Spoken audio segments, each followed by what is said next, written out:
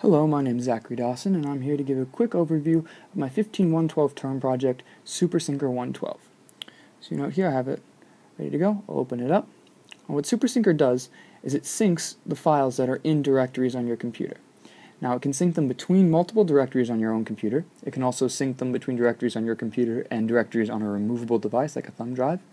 And it can also sync them over internet sockets to other computers with the program installed. So let's say I have like my local laptop and I have a desktop back at home. I can have files and their directories synced together with this program. So you see that this popped up. You notice that it's running in Kivy. Allows you to specify things like username, as well as passwords, which are starred out, the directories that you want to sync locally, the directories that are USB, and then the IP addresses of the devices that you want to connect to over the internet. It also allows you to specify the time interval between sync repetitions.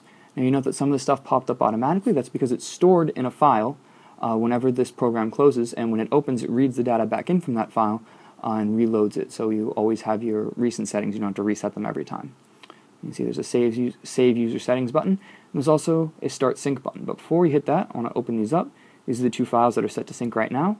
We have supply and target. You'll note that there's nothing in target. I hit Start Syncer, the window goes away, and in a few seconds everything pops up in the target file. There it is.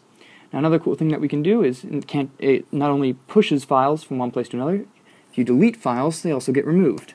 So I'll delete test file 1, and wait a second, and there it goes, away from supply. Another thing that I can do is I can delete whole directories. So if I want to delete folder A, that goes away, wait a few seconds, and it goes away in target. Now, to quickly talk about the layout of my code. Okay, so now that I have my code open, there are a few key features that I want to talk about. First off, the entire code is object-oriented, so I have about 6 classes that handle everything that's going on. Second is the threading.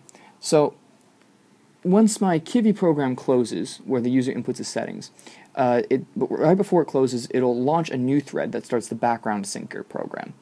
The background syncer program will run through and it'll sync all the directories. And it'll also create another thread which has the socket server on it. And the socket server is on a separate thread. That way it can respond to requests no matter what the rest of the program is doing, so it doesn't get bogged down by trying to move a large file locally. Another interesting thing to look at is the way that I implement the delete function.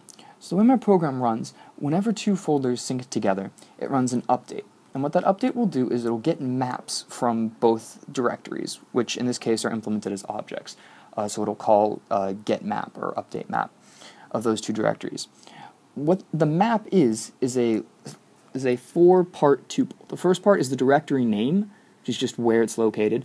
The second is the directory map, and the directory map is a dictionary containing the file name plus all of the subfolders that it's located in underneath of the main directory. It also includes a dictionary called deleted, which is a list of files that were deleted and the times in which they were deleted, and a dictionary called added, which is the files that were added and the times that they were added. What happens is it runs through, first when you try to update a folder, it'll update its own map, and then it'll compare it to what's called the foreign map, which is the map of the other object, and then it goes through a bunch of conditions and basically says it basically determines what items it needs to get from the other folder and what items it needs to delete from itself. The last thing that I want to talk about is sockets. So what it will actually do is it'll request the map from the server, and then it will receive the map, save it as a map, and then it'll compare, just like the other folder items or objects do, to see what items it needs to get. Now, once it knows what items it needs, it'll go through, in this part of the code here called getNeeded, and it will request that item from the server. The server will then respond by sending that item, well, first it'll pickle that item and then send it back to the client. Now the client, since it has to receive a set amount of data each time, here, has to be in a loop.